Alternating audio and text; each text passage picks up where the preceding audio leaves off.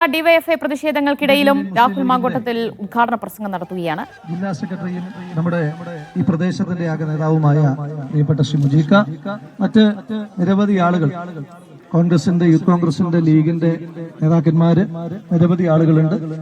അതുപോലെ തന്നെ ഏറ്റവും പ്രിയപ്പെട്ട രായിലെ പ്രിയപ്പെട്ട സഹോദരൻ, രായിരി എന്ന് കേൾക്കുമ്പോൾ തന്നെ ചിലർക്ക് ഇന്ന് ഭ്രാന്തളകാണ്, ഒന്നും ചെയ്യാനില്ല. രായിരിയുടെ ആ സ്നേഹം, മതേതരത്വത്തോടുള്ള ആ സ്നേഹം, ഇവരൊക്കെ എത്രയൊക്കെ തുള്ളിച്ചാടിയാലും അതിങ്ങനെ തുടർന്നുകൊണ്ട് തന്നെ തുടർന്നുകൊണ്ടിരിക്കുമെന്നുള്ള കാര്യത്തിൽ ഒരു തർക്കമുണ്ട്.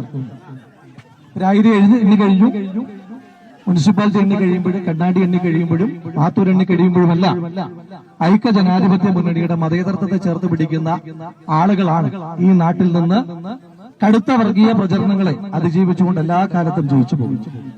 നമ്മുടെ മണ്ണിന് ഒരു പ്രത്യേകതയും, അതെല്ലാ കാലത്തും വർഗീയതയെ ചെറുത്തു തോൽപ്പിച്ച് മതേതരത്വത്തെ ചേർത്ത് പിടിക്കുന്ന നാടാണ്. ആ മതേതരത്വത്തെ ചേർത്ത് പിടിക്കുമ്പോൾ തന്നെ ഈ നാട്ടിൽ വികസനം എത്തിക്കുക എന്നുള്ളത് നമ്മുടെ ഓരോരുത്തരുടെയും ഉത്തരവാദിത്വമാണ്. ഞാൻ പാലക്കാടിന്റെ MLA ആകാൻ നിങ്ങൾ ഓരോരുത്തരും ഒരവസരം തന്നതിന് ശേഷം 10 മാസമാകാം. ഈ 10 മാസം കൊണ്ട് MLA ആയി പ്രവർത്തിക്കുവാൻ നിങ്ങൾ തന്ന അവസരത്തിന്റെ അടിസ്ഥാനത്തിൽ ഈ നിയോജകമണ്ഡലത്തിലാകമാനം ഒരുപിടി വികസന പ്രവർത്തനങ്ങൾ നമുക്ക് ഒരുമിച്ച് നടത്തുവാൻ കഴിഞ്ഞിട്ടുണ്ട്. പലപ്പോഴും സംസ്ഥാന സർക്കാർ എന്തുകൊണ്ടൊക്കെയോ പാലക്കാടിന്റെ MLA യോട് പ്രത്യേക ഇഷ്ടമുള്ളത് കൊണ്ടായിരിക്കണം ബാക്കി എല്ലാ 139 MLA മാർക്കും കൊടുക്കുന്ന ഫണ്ട് ഇവിടെ തരാറില്ല. നവകേരള സദസ്സിന്റെ ഒരു ഫണ്ട് അലോക്കേഷൻ വന്നപ്പോ കേരളത്തിലെ എല്ലാ MLA മാർക്കും ഏറ്റവും ചുരുങ്ങിയത് 7 കോടി രൂപ വീതം കൊടുത്തു. എല്ലാ പാലക്കാട് MLA മാർക്കും കൊടുത്തു. പക്ഷെ പാലക്കാടിന്റെ MLA മാത്രം ആകെ 5 കോടി 10 ലക്ഷം രൂപയാണ്. നമുക്ക് പരാതിയില്ല, പരിഭവങ്ങളില്ല.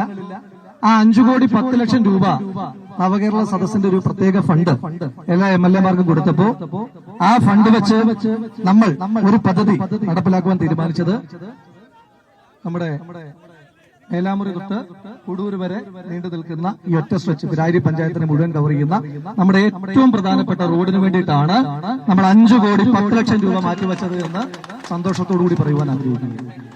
ആ 5 കോടി 10 ലക്ഷം രൂപ വെച്ച് നമ്മുടെ പിരാരിയുടെ ഹൃദയഭാഗത്തൂടെ കടന്നു പോകുന്ന ഈ റോഡിന്റെ ഇരുവശങ്ങളും സൗന്ദര്യവൽക്കരിച്ച് അന്താരാഷ്ട്ര നിലവാരത്തിലേക്ക് സൈക്കിൾ ട്രാക്കും അതുപോലെ തന്നെ നടപ്പാതയും അതുപോലെയുള്ള ബ്യൂട്ടിഫിക്കേഷൻ പ്രോസസ് അടക്കമുള്ള കാര്യങ്ങളുമായി 5 കോടി രൂപയ്ക്കാണ് നമ്മളതിനെ സൗന്ദര്യവൽക്കരിക്കുവാനായിട്ട് മുന്നോട്ട് പോകുന്നത്.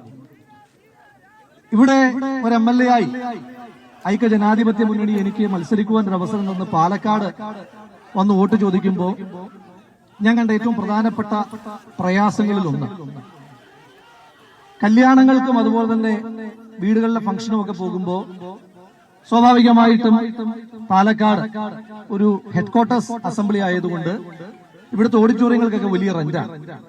സാധാരണക്കാർക്ക് അവരുടെ മക്കളെ ഒന്ന് വിവാഹം കഴിപ്പിക്കണമെങ്കിൽ, അവരുടെ വീട്ടിലൊരു ഫംഗ്ഷൻ അവരുടെ വീട്ടിലൊരു പ്രധാനപ്പെട്ട ചടങ്ങ് നടത്തണമെങ്കിൽ ഈ ഭീമമായ തുക ഓഡിറ്റോറിയത്തിന് പലപ്പോഴും കൊടുക്കുവാൻ കഴിയാതെ വരും.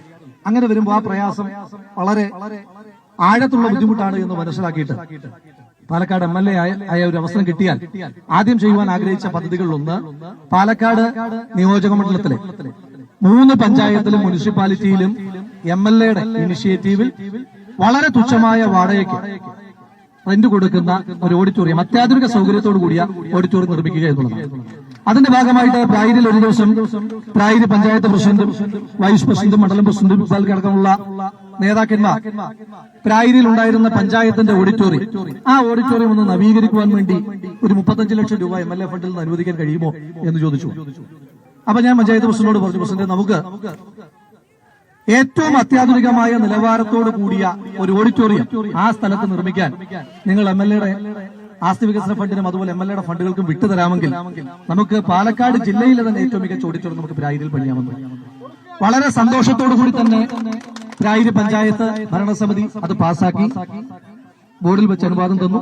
അതിന്റെ അടിസ്ഥാനത്തിൽ നവംബർ മാസം തന്നെ പ്രായിരിയില് അത്യാധുനിക സൗകര്യത്തോടു കൂടിയ ഓഡിറ്റോറിയത്തിന് നമ്മൾ തറക്കല്ലിടുവാൻ പോവുകയാണ് എന്ന സന്തോഷ വാർത്ത നിങ്ങളെ അറിയിക്കുവാൻ ആഗ്രഹിക്കുന്നു.